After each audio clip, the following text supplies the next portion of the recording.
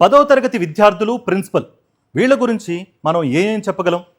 Principal అటు నుంచి వస్తుంటే వీళ్ళు ఇటు నుంచి పక్కకు వెళ్ళిపోతూ ఉంటారు. ప్రిన్సిపల్ రూమ్ నుంచి కాల్ వచ్చిందంటే భయంతో వెళ్ళిపోయే కాళ్ళు, తడారిపోతున్న గొంతుతో కంగారు పడిపోతారు. ప్రిన్సిపల్ శబాష్ అంటే ఏ సివిల్ ఎగ్జామ్లో క్రాక్ చేసినంత సంతోషంతో సంబరపడిపోతారు. సహజంగానే ఎక్కడైనా హై స్కూల్ విద్యార్థులు ఇలానే ఉంటారు కదా. కానీ ప్రిన్సిపల్ని 10వ తరగతి విద్యార్థులు 27 సార్లు కత్తితో పొడిచి హత్య చేస్తారని మనం కనీసం ఊహించగలమా? అది కూడా 5 రోజుల పాటు రెక్కీ చేసి ఇంత కర్కసత్వాన్ని, ఇంత దుర్మార్గాన్ని వాళ్ళు ఎక్కడి నుంచి అలవరుచుకున్నారు? అంత రాక్షసంగా హత్య చేసిన వాళ్ళకి కఠినాతి కఠినంగా శిక్ష పడాల్సింది. అదే సమయంలో ఆ వయసులో అంత పైశాచికత్వాన్ని తమలో వాళ్ళు ఎలా నింపుకోగలిగారు? ఈ ఘోరంలో సమాజం అనే విద్యాలయం పాత్ర ఎంత, పాపం ఎంత? క్రైమ్ రేట్ పెరిగిపోతోంది. ధరలతో, ద్రవ్యోల్బణంతో, నిరుద్యోగంతో, మద్యం అమ్మకాలతో పోటీ పడుతూ క్రైమ్ రేట్ కూడా పెరిగిపోతోంది. ఒకవైపు భయం, మరోవైపు ఏం చెయ్యలేమా అనే ఆలోచన, ఏం చెయ్యలేకపోతున్నామన్న నిస్సహాయత. వీటన్నింటి మధ్య క్రైమ్ వార్తలను వినడం, కాసేపు నిట్టూర్చి ఎవరి పనిలో వాళ్లు పరుగులు పెట్టడం సమాజానికి అలవాటైపోయింది. కానీ కొన్ని నేరాలు మాత్రం ప్రజలను వెంటాడతాయి, ప్రశ్నిస్తాయి, హెచ్చరిస్తాయి, వేధిస్తాయి. జాగ్రత్త పడకపోతే భవిష్యత్తు తరాలకు పెను ప్రమాదం తప్పదని స్పష్టం చేస్తాయి. అలాంటి దారుణాలే 10 రోజుల వ్యవధిలో తెలుగు రాష్ట్రాల్లో 3 జరిగాయి.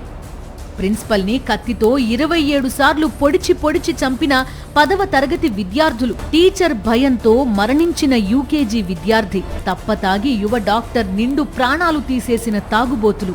ఈ కన్నీటి కథలు మనకు కన్నీళ్లు తెప్పించడమే కాదు, ఎక్కడో పెద్ద తప్పే జరుగుతోంది, జాగ్రత్త పడమని హెచ్చరిస్తున్నాయి. జల్సాలు, వ్యసనాలు, సెల్ ఫోన్లో మునిగి తేలడం 10వ తరగతిలోనే వీటికి అలవాటైపోయారు.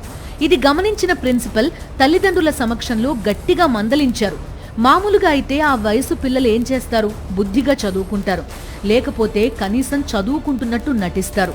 అది కుదరకపోతే స్కూల్ మార్చమని ఇంట్లో పోరు పెడతారు.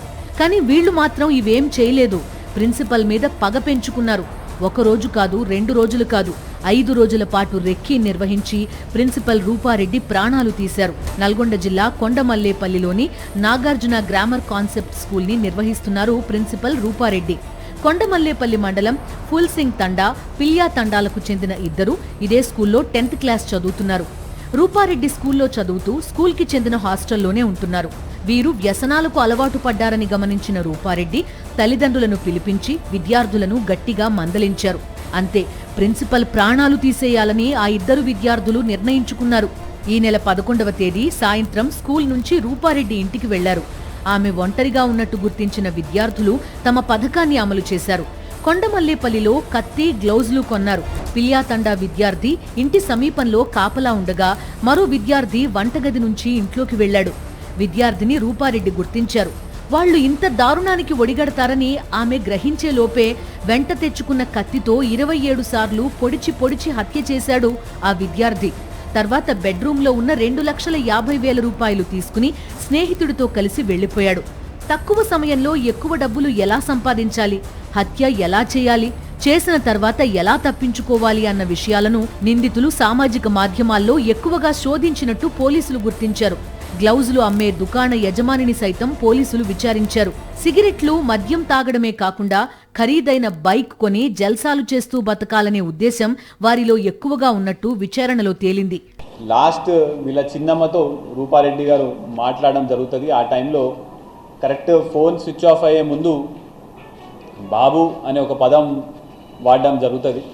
సో అది మనకి మళ్ళీ మనము విట్నెస్లందరినీ కూడా మనము ఎగ్జామిన్ చేసే సమయంలో ఈ బాబు అని ఎవరిని అనే అవకాశం ఉంటుందని చెప్పేసి మళ్ళీ ఆలోచిస్తూ స్కూళ్ళలో కూడా పిల్లల్ని కూడా బాబు అనే అవకాశం ఉంటుందేమో అని చెప్పేసి స్కూల్కి రాకుండా ఏమైనా బయట గాలి తిరుగుళ్ళు ఏమైనా తిరుగుతుర్రా అని చెప్పేసి చెక్ చేస్తే వీళ్ళిద్దరి మీద మనకు సస్పిషన్ వచ్చి మనం వీళ్ళిద్దరిని ఇవాళ పొద్దున మనం వాళ్ళని పట్టుకోవడం జరుగుతుంది. 10వ తరగతి విద్యార్థులే హంతకులు. గురువు మీద పగబట్టి కత్తితో 27 సార్లు పొడిచి చంపేంత రాక్షసత్వం వారికి ఎలా వచ్చింది? ప్రిన్సిపల్ కనబడితేనే భయంతో పక్కకు తప్పుకునే వయసు పిల్లలు ఆ దుర్మార్గానికి ఎలా ఒడిగట్టగలిగారు? ఇంత పైశాచికంగా హత్య చేసిన ఆ విద్యార్థులను కఠినంగా శిక్షించాల్సిందే.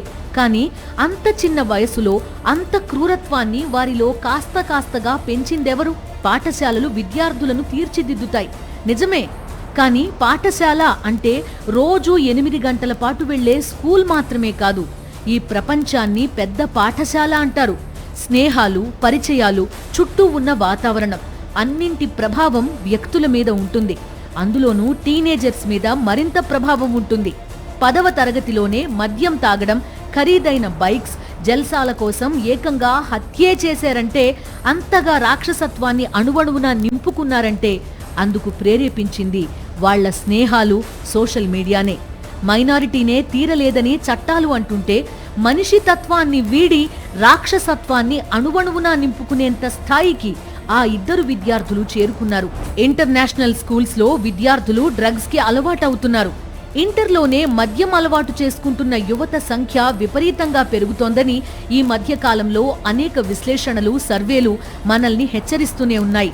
చేతిలో మొబైల్, దాని నిండా క్రైమ్, సెక్స్, విచ్చలవిడితనం, వీటి మధ్య గంటలు, రోజులు, నెలలు గడుపుతుంటే మనిషి రాక్షసుడిగా మారడానికి ఎంతసేపు? రూపారెడ్డి హత్య అత్యంత దారుణం మాత్రమే కాదు, సమాజానికి ఒక హెచ్చరిక.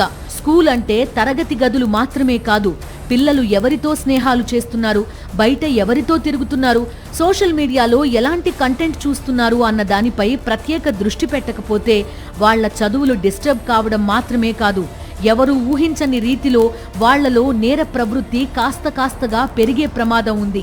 ప్రపంచ గతిని మార్చేసిన అద్భుత సాంకేతిక విప్లవంలో పుట్టిన జనరేషన్ కి వరంతో పాటు సోషల్ మీడియా రూపంలో మరో శాపం కూడా వెంటాడుతూనే ఉంది. ఎప్పటికప్పుడు వాళ్లని గమనిస్తూ సరిచేస్తూ ఉండకపోతే వాళ్ల భవిష్యత్తుకి మాత్రమే కాదు, సమాజానికి ప్రమాదం తప్పదు.